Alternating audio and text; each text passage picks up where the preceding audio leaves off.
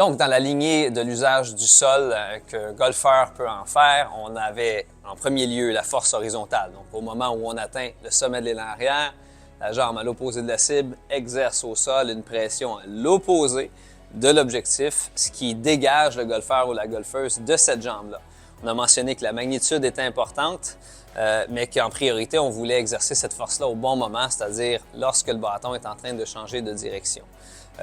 Ce qui est hyper important au niveau des forces également, c'est est-ce qu'on les produit dans le bon ordre. Donc l'horizontale est la première, la petite deuxième, ça va être une force qui est dite frictionnelle, c'est celle qui permet au corps de tourner. Donc pour ne pas complexifier l'explication, ce que je vais vous démontrer aujourd'hui, c'est via une planche au sol qui est munie d'une penture au centre qui enlève l'effet grippant au niveau de la traction que je peux exercer. Donc, c'est en surface.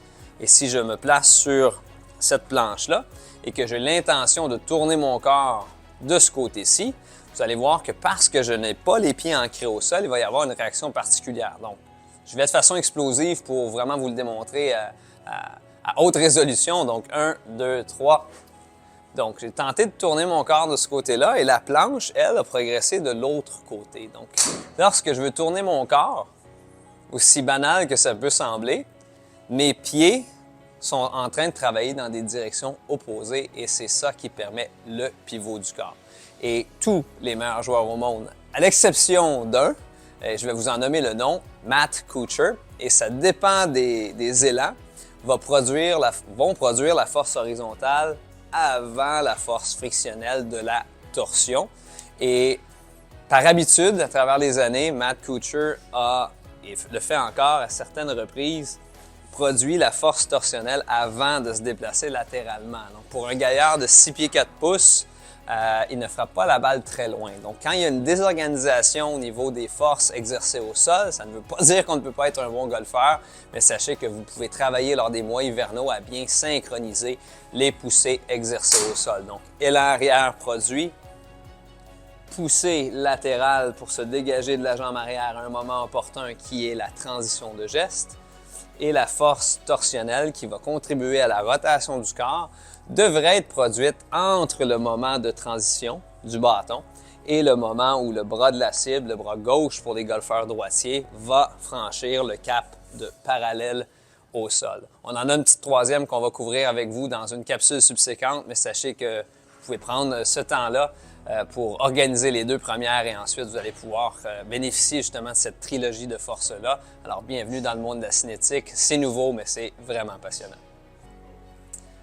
Alors voici la continuité de l'analyse de l'élan de golf de Patrick Sébastien. On a fait dans un premier temps justement le constat de sa force horizontale étant principalement produite entièrement produite, devrais-je dire, avec le pied droit en transition de geste, c'est-à-dire lorsque le bâton se stabilise au sommet. Donc, la jambe droite de Patrick est extrêmement puissante et quand on a jasé ensemble dans les dernières semaines et mois, bien, on a une historique de lanceur au baseball. Donc, souvent, lorsqu'on fait je vous dirais, l'analyse du passé de l'individu, tant sur le plan des blessures ou bien des activités sportives pratiquées, ayant été un lanceur aguerri, bien c'est pas surprenant que la force horizontale de Patrick, provenant de sa jambe droite, alors qu'il est droitier dans la vie, donc lançait des balles rapides avec sa main droite, et ça se transpose dans son mouvement de golf. Donc,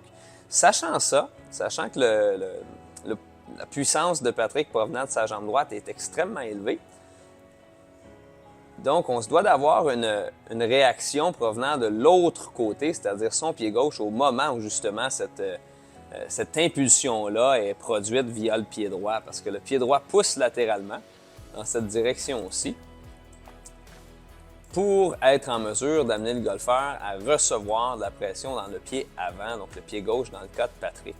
Donc cette jambe-là, la jambe gauche, se doit d'être prête à réagir adéquatement à cette magnitude-là qui était très élevée au niveau de la force horizontale. Étant donné que le sujet d'aujourd'hui est la force torsionnelle, c'est-à-dire une fois que la pression se rend dans le soulier gauche, de quelle façon est-ce que ce pied-ci travaille en harmonie avec ce pied-ci pour produire de la rotation. Il y aura un petit troisième mousquetaire dont on fera l'analyse plus tard, qui s'avère être la force verticale, mais pour l'instant, justement dans cette capsule, on veut faire l'analyse de la force en torsion. Donc pendant que le mouvement de Patrick progresse, vous voyez que la petite bulle ici progresse vers le sommet de la montagne et en même temps qu'on monte vers la magnitude maximale en torsion, vous voyez que le pied arrière, c'est un peu, ça porte à confusion puisqu'on regarde le mouvement de Patrick depuis la vue de face.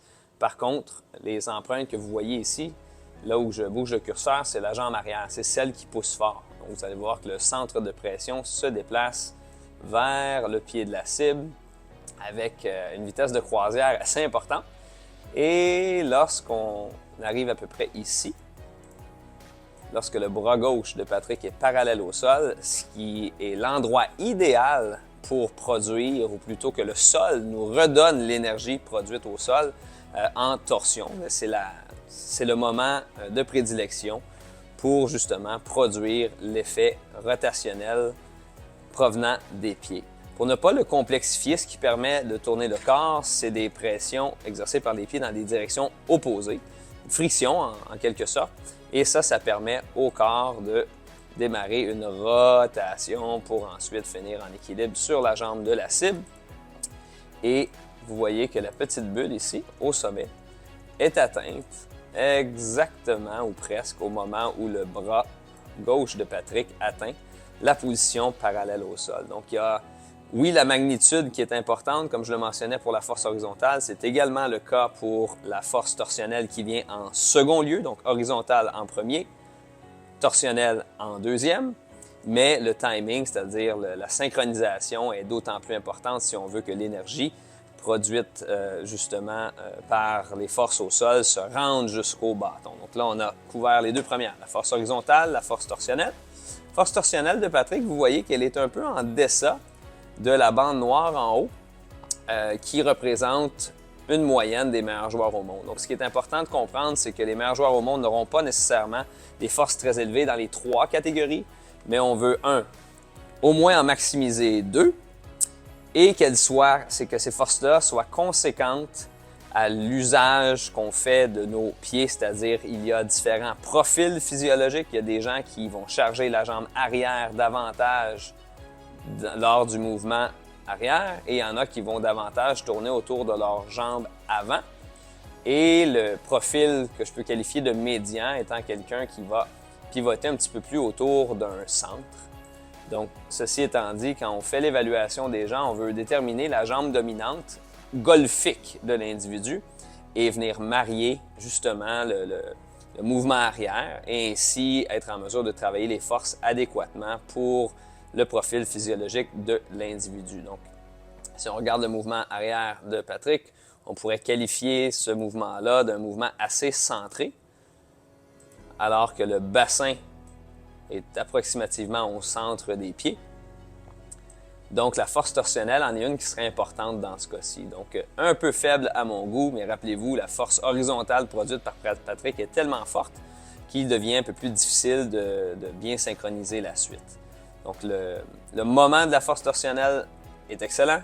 La magnitude pourrait être augmentée, mais en tout et partout, honnêtement, on parle d'un mouvement de golf qui est des plus efficaces. On parle de souci de détail à ce moment-ci. Donc, la force torsionnelle, si vous avez un outil de mesure qui vous mentionne justement la portée de la friction produite au sol qui tourne le corps, on voudrait en moyenne être en mesure de pousser au sol dans des directions opposées environ 20 %, 19 à 20 % de notre poids total. Donc, Patrick Sébastien, très bien fait jusqu'à maintenant. J'ai hâte de voir la conclusion, c'est-à-dire la petite dernière force qui est celle verticale dans ton cas.